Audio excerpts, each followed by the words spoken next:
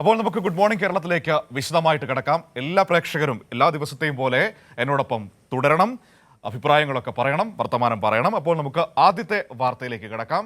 ആദ്യത്തെ വാർത്ത എന്ന് പറയുന്നത് നമ്മൾ ഇന്നലെ കണ്ട വാർത്തയുടെ തുടർച്ച തന്നെയാണ്. അതായത് സംസ്ഥാനത്ത് ഈ എയർ ഇന്ത്യയുടെ എക്സ്പ്രസിന്റെ സർവീസുകൾ തുടർച്ചയായി മുടങ്ങുന്ന സാഹചര്യമാണ് രാജ്യത്തുള്ളത്. അവരുടെ ക്യാബിൻ ക്രൂവിന്റെ മിന്നൽ പണിമുടക്കാണ്, അപ്രതീക്ഷിത സമരമാണ് ഇതിനൊക്കെ കാരണമായിരിക്കുന്നത്.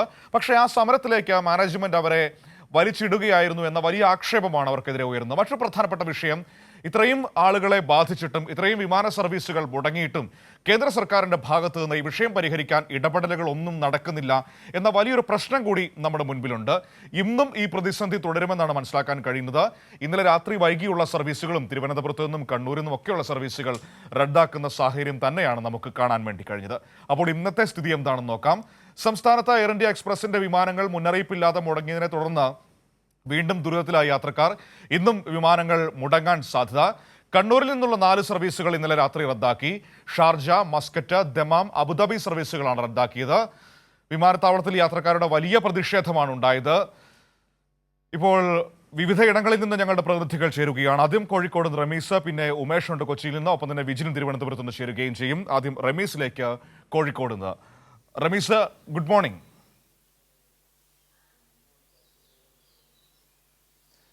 Good morning Manu.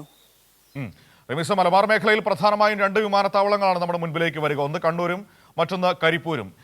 ഈ രണ്ടിടവും പ്രവാസികളേറെ ആശ്രയിക്കുന്ന വിമാനത്താവളങ്ങൾ കൂടിയാണ്, പ്രത്യേകിച്ചും ഗൾഫ് മേഖലയിലേക്ക്. ഇന്നലെ രാത്രിയും എയർ ഇന്ത്യ സർവീസുകൾ മുടങ്ങുന്ന സാഹചര്യമാണോ ഇവിടെ ഉണ്ടായത്? ഇന്നും ഇത് തുടരാനുള്ള സാഹചര്യമുണ്ടെന്നാണോ മനസ്സിലാക്കുന്നത്?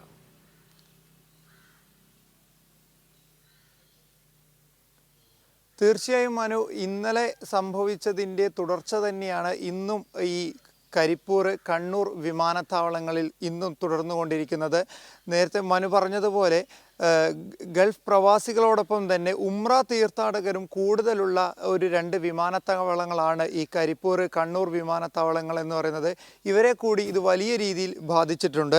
കണ്ണൂരിൽ നിന്ന് 7 വിമാന സർവീസുകളാണ് എയർ ഇന്ത്യക്കുള്ളത്. അതിൽ 5 എണ്ണമാണ് നിലവിൽ ഇന്ന് ഉച്ചവരെയുള്ളതിൽ റദ്ദാക്കിയതായി നമുക്ക് കിട്ടിയ വിവരം. ഷാർജ, മസ്കറ്റ്, ദമാം, അബുദാബി എന്നിവിടങ്ങളിലേക്കുള്ള സർവീസുകളാണ്, കണ്ണൂരിൽ നിന്നുള്ള സർവീസുകളാണ് നിലവിൽ റദ്ദാക്കിയിട്ടുള്ളത്. കരിപ്പൂരിൽ നിന്ന് 12 വിമാന സർവീസുകളാണ് എയർ ഇന്ത്യക്കുള്ളത്. ഇതിൽ 6 എണ്ണമാണ് നിലവിൽ റദ്ദാക്കിയിട്ടുള്ളത്. Dubai, Jeddah, Doha, Bahrain, Kuwait എന്നിവിടങ്ങളിലേക്കുള്ള വിമാന സർവീസുകളാണ് നിലവിൽ റദ്ദാക്കിയിട്ടുള്ളത്.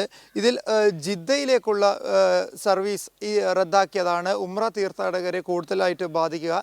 ഇന്നലെ ഉംറ തീർത്ഥാടകരുമായി എത്തിയ നിരവധി സംഘങ്ങൾ ഇൻഡിഗോ പോലത്തെ മറ്റ് വിമാന സർവീസുകളെ ആശ്രയിച്ച് 3 ദിവസത്തെ യാത്രകളായി ക്രമീകരിച്ചു കൊണ്ടാണ് തങ്ങളുടെ സംഘവുമായി ഇന്നലെ ഇവിടുന്ന് കരിപ്പൂരിൽ നിന്നും യാത്ര തിരിച്ചത്. പക്ഷേ ഇത് വലിയ രീതിയിലുള്ള നഷ്ടമാണ് ഈ ഏജൻസികൾക്ക് നൽകുന്നതെന്നാണ് നമ്മളോട് പങ്കുവച്ചത്.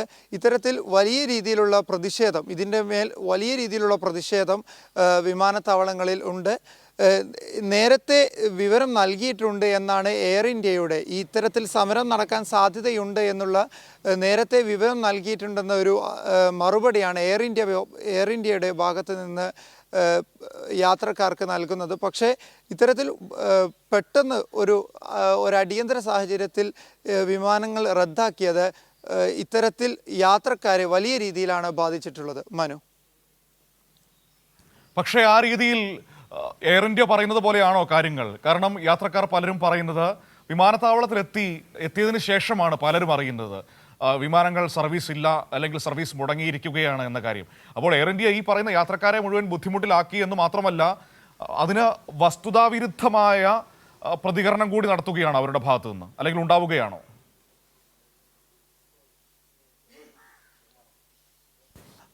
അതെ, തീർച്ചയായും. ഇന്നലെ നമ്മൾ കണ്ടതാണ് നിരവധി യാത്രക്കാർ പങ്കുവച്ച ഒരു പ്രയാസം. ഒരു ദിവസത്തെ കാലാവധിയിലൊക്കെയും വിസ കാലാവധിയൊക്കെയും കഴിഞ്ഞു പോകാനിരിക്കുന്ന ആളുകളോടാണ് പെട്ടെന്ന് മറ്റൊരു ദിവസത്തേക്ക് യാത്ര ഷെഡ്യൂൾ ചെയ്തു തരാം എന്നുള്ള മറുപടിയോ അല്ലെങ്കിൽ ഫണ്ട് റീഫണ്ട് ചെയ്തു തരാം എന്നുള്ള മറുപടിയാണ് എയർ ഇന്ത്യ നൽകിയത്. എന്നാൽ ഇത്തരത്തിലൊരു അടിയന്തര സാഹചര്യത്തിൽ വിമാനം റദ്ദാക്കുന്നത് എങ്ങനെയാണ് എന്ന ചോദ്യത്തിന് എയർ ഇന്ത്യ കൃത്യമായൊരു മറുപടി യാത്രക്കാർക്ക് നൽകിയിട്ടില്ല. പകരം സംവിധാനം എപ്പോൾ ഒരുക്കുമെന്നുള്ള ഒരു കൃത്യമായ മറുപടിയും എയർ ഇന്ത്യയുടെ ഭാഗത്തു നിന്ന് നിലവിൽ ഉണ്ടായിട്ടില്ല. മനു, മറ്റൊരു പ്രധാനപ്പെട്ട വിമാനത്താവളം കരിപ്പൂരിൽ എന്താണ് സ്ഥിതി? ഇതേ രീതിയിൽ തന്നെ സർവീസുകൾ മുടങ്ങുകയാണോ? ഇന്നലെ രാത്രി എത്ര സർവീസ്? എനിക്ക് തോന്നുന്നു 6ഓളം സർവീസുകൾ ഇന്നലെ രാത്രി മുടങ്ങിയിട്ടുണ്ട് എന്നാണ് ഞാൻ മനസ്സിലാക്കുന്നത്. ഇന്ന് പകലുള്ള പല സർവീസുകളും അതിൽ വ്യക്തത വരുത്താൻ ഇതുവരെ എയർ ഇന്ത്യക്ക് കഴിഞ്ഞിട്ടില്ല. അതായത് വിമാനങ്ങൾ പറക്കുമോ അതല്ലെങ്കിൽ ഉണ്ടാകുമോ എന്ന കാര്യത്തിൽ വ്യക്തത വരുത്താൻ അവർക്ക് കഴിഞ്ഞിട്ടില്ല. യാത്രക്കാർ പലരും ആശങ്കയിൽ നിൽക്കുന്ന ഒരു പശ്ചാത്തലം കൂടിയാണ്.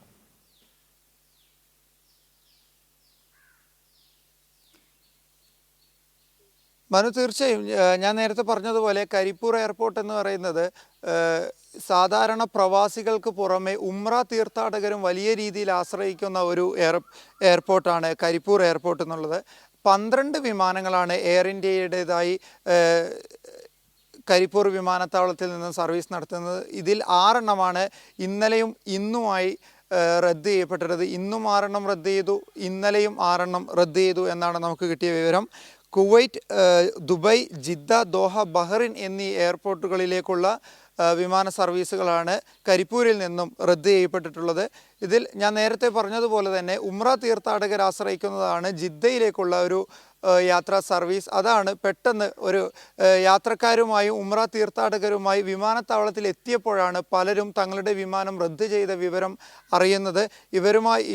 ഇവരുടെ പ്രയാസങ്ങൾ, ഇവരെ യാത്രയേക്കാൻ എത്തിയവരുടെ പ്രതിഷേധം, ഇതൊക്കെയും ഇന്നലെയും ഇന്നുമായി കരിപ്പൂർ എയർപോർട്ടിൽ തുടർന്നുകൊണ്ടിരിക്കുകയാണ്. ശരി, റമീസാണ് വിവരങ്ങൾ നൽകിയത്. മലബാറിലെ 2 വിമാനത്താവളങ്ങൾ, അതായത് കണ്ണൂരിലും കരിപ്പൂരിലും ഇന്നലത്തേന് സമാനം തന്നെയാണ് ഇന്നത്തെയും അവസ്ഥയും. വിമാന സർവീസുകൾ തുടർച്ചയായി മുടങ്ങുന്ന സാഹചര്യം എയർ ഇന്ത്യയുടെ.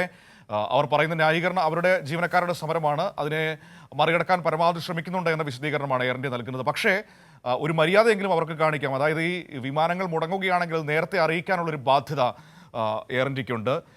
അതവർ ചെയ്യുന്നില്ല എന്ന മറ്റൊരു പ്രധാനപ്പെട്ട കാര്യം. ഇതിൽ ഏറ്റവും ഗൗരവതരമായ വിഷയം, പലരും ജോലി പോലും നഷ്ടപ്പെടുന്ന സാഹചര്യം ഉണ്ടാകും. ഇന്നലെ നമ്മൾ രാവിലെ ഗുഡ് മോർണിംഗ് കേരളത്തിൽ കുറേ ആളുകൾ നമ്മളോട് സംസാരിക്കുന്നത് നമ്മൾ കേട്ടതാണ്. കാരണം ഇന്നലെ ജോലിക്ക് കയറിയില്ലെങ്കിൽ ആ ജോലി നഷ്ടമാകുന്ന അവസ്ഥയായിരുന്നു. അപ്പോൾ ആളുകളുടെ ജീവിതമാർഗം പോലും ഇല്ലാതാക്കുന്ന രീതിയിലേക്കാണ് എയർ ഇന്ത്യയുടെ ഈ ഉത്തരവാദിത്വമില്ലാത്ത നടപടികൾ എത്തിക്കൊണ്ടിരിക്കുന്നത് എന്നാണ് നമുക്ക് പറയേണ്ടത്.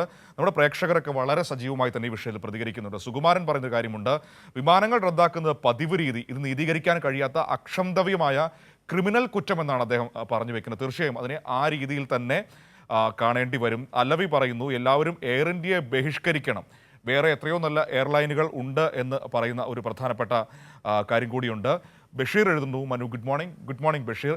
എയർ ഇന്ത്യയുടെ സ്വകാര്യവൽക്കരണത്തിൻ്റെ പ്രതിഫലം യാത്രക്കാർ അനുഭവിക്കുകയാണ്, കേന്ദ്ര സർക്കാർ നോക്കുകുത്തിയായി നിൽക്കുന്നു എന്നാണ് അദ്ദേഹം പറയുന്നത്. ആ രീതിയിൽ രജീഷ് എഴുതുന്നൊരു കാര്യമുണ്ട്, എയർ ഇന്ത്യ എക്സ്പ്രസിൻ്റെ 80% സർവീസും കേരളത്തിൽ നിന്നാണെന്നാണ് തോന്നുന്നതെന്നാണ് അദ്ദേഹം പറയുന്നത്. തീർച്ചയായും എനിക്ക് തോന്നുന്നു അതിൻ്റെ പകുതി മുക്കാൽ സർവീസും കേരളത്തിൽ നിന്ന് തന്നെയാണ്. കാരണം ഏറ്റവും കൂടുതൽ പ്രവാസികൾ ഗൾഫിലേക്കുള്ളത് കേരളത്തിൽ നിന്നാണ്. അപ്പോൾ സ്വാഭാവികമായും എക്സ്പ്രസിൻ്റെ എല്ലാ സർവീസുകളും ഗൾഫിലേക്ക് തന്നെയാണ്. അതുകൊണ്ട് തന്നെ